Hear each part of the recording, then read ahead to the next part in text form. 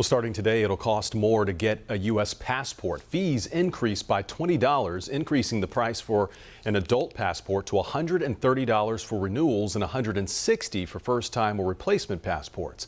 This comes at a time when many countries are lifting travel restrictions. WCNC Charlotte's Indira Esquiva has more from Charlotte Douglas Airport.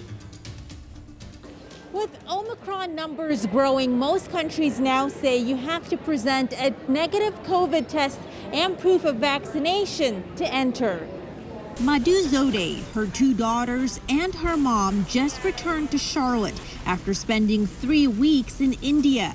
It was their first trip overseas since the pandemic started. It was a little scary because, we were traveling in the plane along with so many passengers, but everybody was wearing masks, everyone was following the rules.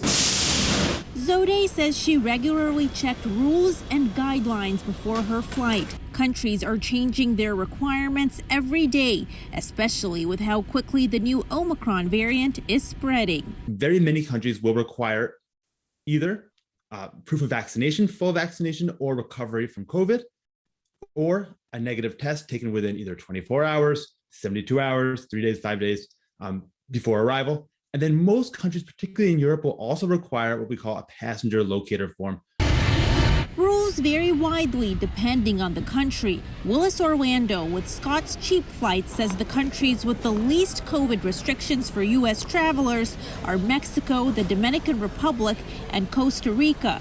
The countries with the most restrictions. Most of Asia is still closed to Americans, as is Oceania. We're talking Australia, New Zealand, Japan, China. Americans are generally not able to enter these countries unless it's for some sort of major reason, or if they have family, friends, or citizenship. And a couple of pointers: if you're planning to go overseas, make sure you regularly check a country's entry requirements leading up to your trip. And if you need a new passport, expect to wait up to 11 weeks. At Charlotte Douglas Airport, Indira Esquiva, WCNC Charlotte.